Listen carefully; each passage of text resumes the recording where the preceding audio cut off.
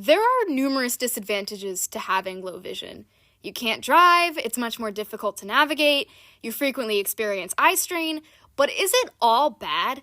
I would argue that being legally blind has added just as much to my life as it could have ever possibly taken away. And trust me, having a blurrier worldview has much more benefits than just disability passes at amusement parks.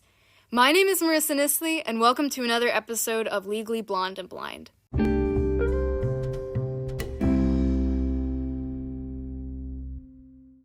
Hello everyone, I hope you all are doing well.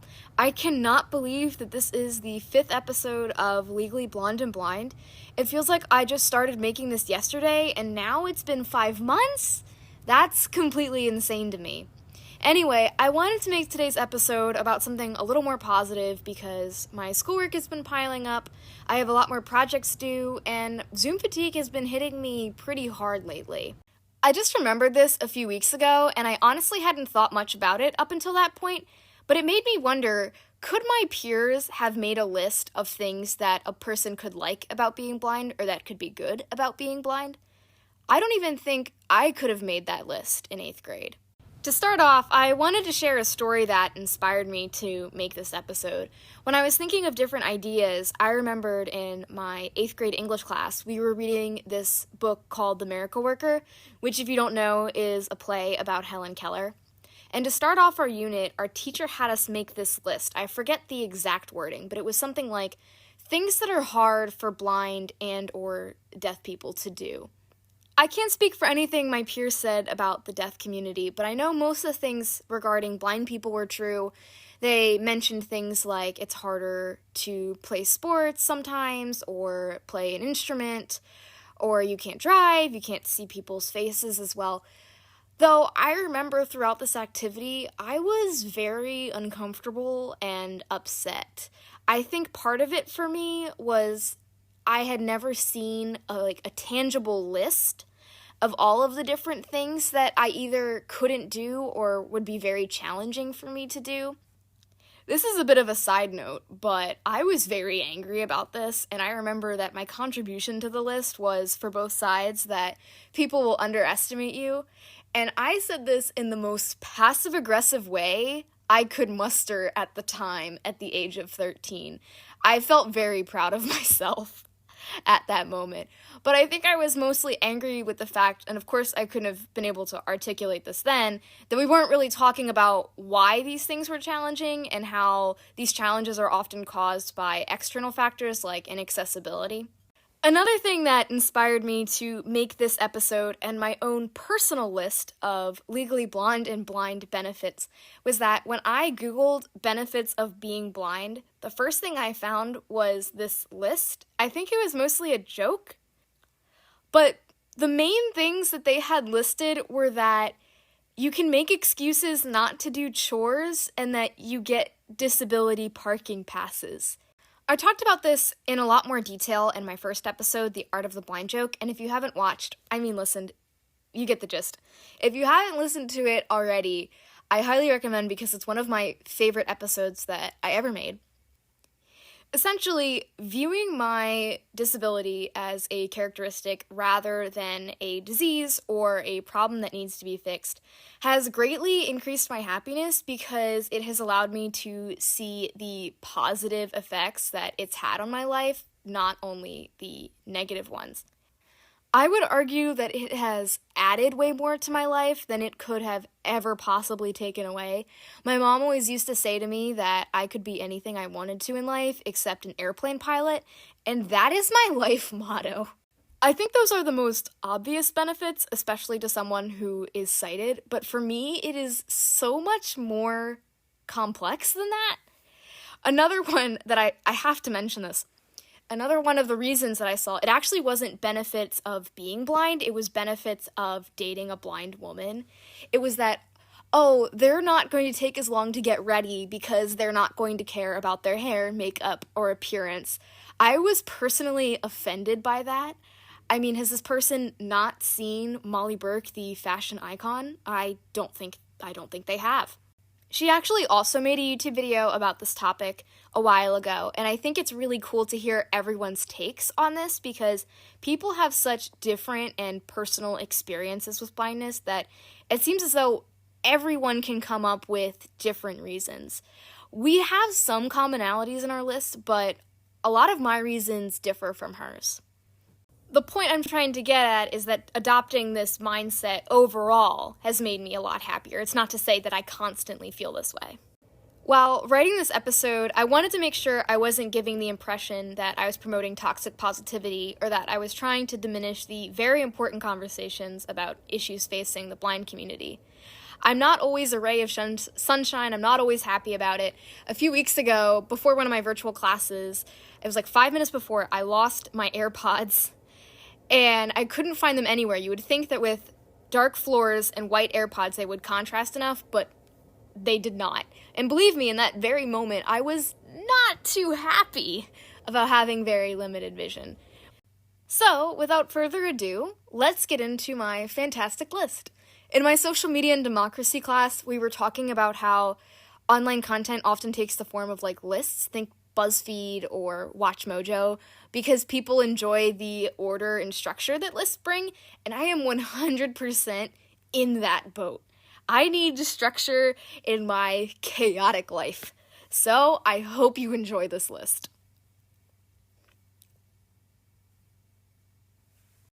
The first benefit I have is that you have no choice but to reduce your carbon footprint by carpooling everywhere instead of driving yourself. There are so many inconveniences that go with not being able to drive, especially if you live in a suburban area like I do right now because there's practically zero public transportation in our area. But you can take comfort in the fact that you are doing your part to reduce CO2 emissions. I remember I went to a NOAA conference, and if you don't know, it's a convention for people with albinism, which I have. And I think I was about 13 at the time. I was talking to someone who was older. I believe they had to be at least over 17, like late teens, early 20s. And they were asking me how I felt about driving because albinism is one of those things where you're on the cusp. Like some people with it can drive, whereas others cannot. It was something that I had honestly never really thought about that much because it always made me very uncomfortable, and I figured that I'd rather be safe than possibly drive and put somebody at risk. But we were talking about it, and I said, I'll just have my friends and family drive me around while I'm in high school, and then when I go to college, hopefully I will be in a city. And this guy told me, oh, your friends will never take you anywhere. They will say they will take you places, but they won't actually drive you. Thankfully, this person was wrong. I have several amazing friends who are willing to serve as my own personal Uber and drive me around. I also have to give a shout out to my grandma who listens to this podcast because she's probably driven me to and from doctor's appointments, school events, and practices hundreds, if not thousands of times. The second benefit is a bit more serious, but when you have a VI, well, I'm going to call visual impairments VI from now on. I said it way too many times in my third episode, Virtual Learning with a Visual Impairment, and now it's just VI, so we're all on the same page. Anyway, I think having a VI causes you to develop communication skills at a much younger age because when you're in school, your teachers and your peers aren't automatically assuming what you need. For me personally, I was very involved in the terms of like the process of getting accommodations at school and whatnot since a very young age. I actually started attending my own IEP meetings when I was in, I think it was 5th grade. I might be mistaken. I also would do beginning of the school year meetings with teachers where I would explain to them in person, pre-pandemic of course, all of the various things I needed on tests and during class, and it was just a great way for me to get to know them before the school year started and make sure we were on the same page. My point is that people need to communicate their needs to people, whether it be their boss, partner, friend, whatever. And even though it may seem really simple, asking my teacher for help in these little meetings at the start of the school year, These meetings gave me this space to learn how to explain and express myself without feeling nervous. It taught me that I don't need to be afraid to ask for help or tell people about my VI. It also taught me how to reinforce boundaries and remind people of what I need while being respectful, but yet still assertive. Even outside of school, I still need to ask strangers for help occasionally or explain my condition very quickly. I think having a VI caused me to break down those barriers at a very young age and not be afraid to go up to strangers.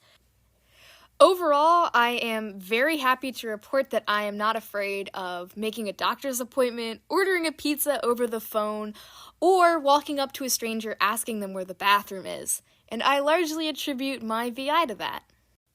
My next point definitely goes along with the communication skills, but I feel like being legally blind has also made me a better listener, with the very important caveat that this does not apply when I am wearing AirPods, as my parents could probably attest. There's this misconception that if you're blind or almost blind, that you will have better hearing than people with normal vision, which isn't necessarily true. I used to think it was when I was younger because I wanted superpowers, but it's not, unfortunately. Though, if you can't see things, you have to rely a lot more heavily on verbal cues. The best way I like to describe it to people, for me personally, is that I can see larger forms of body language, like if someone is crossing their arms or if they're putting their hands on their hips, but I couldn't see if somebody was rolling their eyes or if they were to, raise their eyebrows, for example.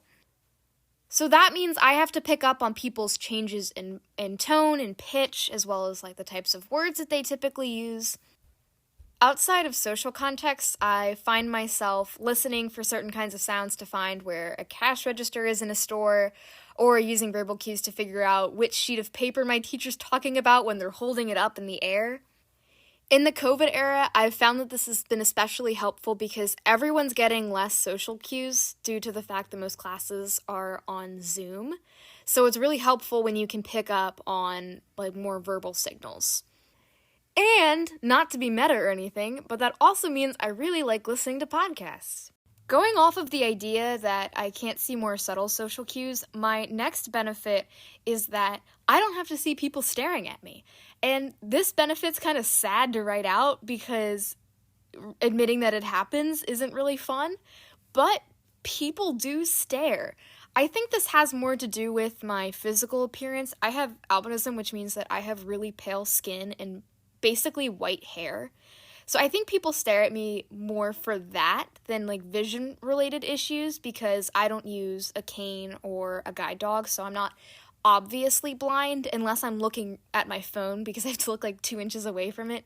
I've had several instances where people have pointed out that someone was staring at me at a store or while I was getting my hair done. It could really be anything.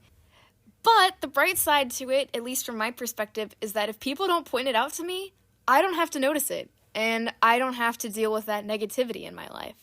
As counterintuitive as it may sound, I actually don't really like it when people point out that someone was staring at me or try to defend me, because it can honestly damper my mood for the entire day if I find out that someone was staring at me.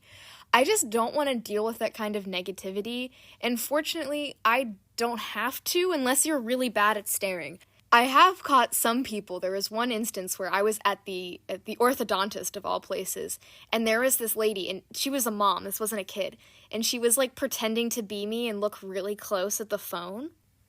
Yeah, I could see that. My mom and I tag team though, and basically, so she was in this waiting room in the front, and I was in a room in the back, and basically wherever this lady went, we would just give her death stares.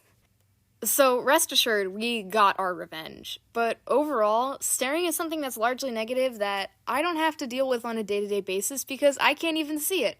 And I'm proud to say that I am getting closer to the point where I wouldn't even care if you were staring. And, as the lady who was holding her phone really close to her face probably realized, another benefit is that you can use your nose to scroll through your phone.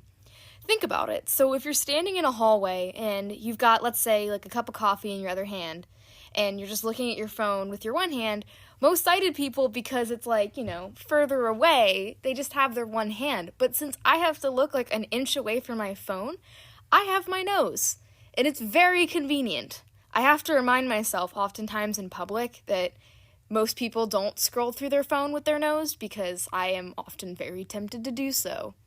But that is one benefit that most people do not realize. My next one is harder to explain, so bear with me, but I feel like being legally blind has impacted my work ethic. And I want to be very cautious with how I put this because I don't want to give the impression that, being blind was the only thing that I think that made me a hard worker. I think it's a combination of things like my parents, my teachers, my friends, all the people that support me. And I also don't want to give off the impression that I think that every single issue facing the disabled community can be solved if people just try really hard. That sounds like a Hallmark movie, and I am not promoting that. But I guess the best way to put it is that you learn at a younger age that there will be some things that are just going to be inherently harder for you and that you have to push through them. For example, I live in the US, so I've been taking standardized tests since I was in 3rd grade, and even if they gave me extra time or large print, it was going to inherently be harder for me to sit down for a 3-hour exam than it would be for my sighted peers, and that was something that I just had to get through. I think there's also this aspect of wanting to prove people wrong. I think Sam and I were talking about this in the last episode. Knowing that some people will have lower expectations for you because you're blind or VI can really set a fire under you, though I will admit that it can definitely go too far. I think the biggest thing for me that influenced my work ethic was being surrounded by parents, friends, and teachers that all knew that I was equally capable and had expectations of me that were just as high as they would be for other sighted kids. So the best way to sum that up is I feel that being legally blind has influenced my work ethic in a positive way, but is not the only thing that has, if that makes any sense. So it is a benefit, which is why it's on that part of my list, but I don't think it's the only thing that has influenced that part of my personality. This benefit has the same disclaimer as the last one, so bear with me for any cheesiness. But I feel that being legally blind has also taught me not to give up, and yes, I know, that is so cliche. I don't mean for this to sound like a Hallmark movie. What I mean is that there are very few things that a blind person just flat out cannot do. Like I was saying earlier, it's pretty much I could do anything that I wanted besides being an airplane pilot. So I feel that it's taught me that even if you can't think of a solution right away, that doesn't mean that there isn't one. Overall, I would say that it has given me a sense of perseverance and resourcefulness that I am very, very thankful for.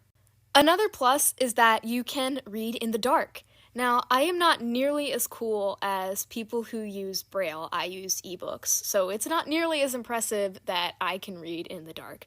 But it still is a plus, especially since I am not a huge fan of sunlight. One of my biggest pet peeves, it's not when people say they have a preference for reading physical books, but it's when they act as if reading physical books is superior to reading ebooks, when they say things like, you have to disconnect from technology and breathe in the scent of old paper. No, I don't need that. I can read in the dark and you cannot. Though the very unfortunate downside to this, I will have to add, is that I cannot read on the beach. Given my light sensitivity and extremely pale skin, there is not very much I can do at the beach for a long period of time. But especially reading. This is another benefit that I don't think most people would think of right away, but being legally blind has made me a huge planner. I love to have my agenda and my calendar all organized and color-coded with my different classes, with all my assignment due dates listed. I'm a huge organizer, at least for school-related things. My room is not always as organized as my Google Calendar. And you may be wondering, okay, well, what does this have to do with being legally blind? Well, when you have a VI, and especially when you can't drive, you have to think ahead for a lot of things. You can't just say, oh, I need a jug of milk, I'm just going to go drive to the grocery store and get that, at least if you live in suburban New Jersey. I also mentioned in virtual learning with the visual impairment that being very prone to eye strain and fatigue means that you often have to put a lot more effort into time management in academic context, because writing an essay might take you longer, not because you're any less capable, but because you're going to get a headache after looking at your laptop for an hour. It can be very inconvenient, but I'm glad that it's taught me the organization and time management skills that are very useful in college. It has made me a mom friend, It has made me the friend that will, like, plan the itinerary for a day trip, who will pack the Advil and tissues and hand sanitizer in their bag. I am a mom friend, and that is my thing. I am very grateful for that, and I would hope that my sighted friends are as well. I hope they don't find it too annoying. This is an albinism-related benefit, and I wanted to keep this list as general as possible because I know a lot of my listeners don't have albinism, and I want to make it something that everyone who's blind or VI can enjoy, not just albino people.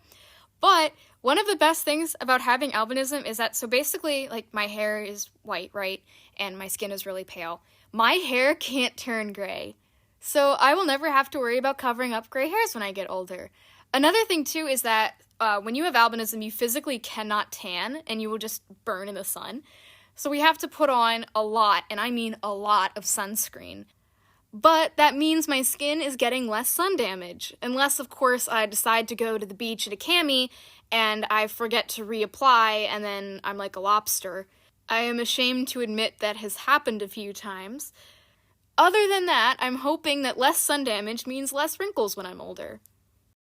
I had to save this one for the end because, best for last, but I love being a part of the blind community, and there's so many reasons for this. I think the most obvious one to someone who's sighted is the emotional support aspect. It's great to have family and friends around you who are sighted that are very supportive, but ultimately there's this sort of disconnect because they don't have the same lived experience as you. They can see how people treat you, they can see what you use in the classroom, but they don't have the experience of being blind 24/7.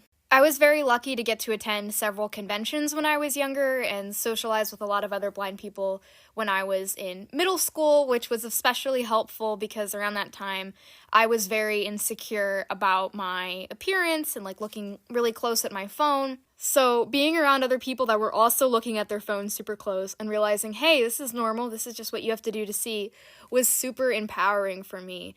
I would like to think I'm in a much better place in terms of accepting my blindness, but no one's perfect, and it's really nice to have that emotional support network if you need it.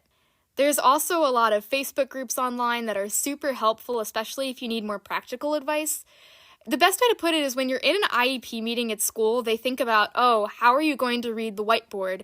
But they don't often think about, what are you going to do if you're home alone and you drop an earring? Or how are you going to cook if you're visually impaired?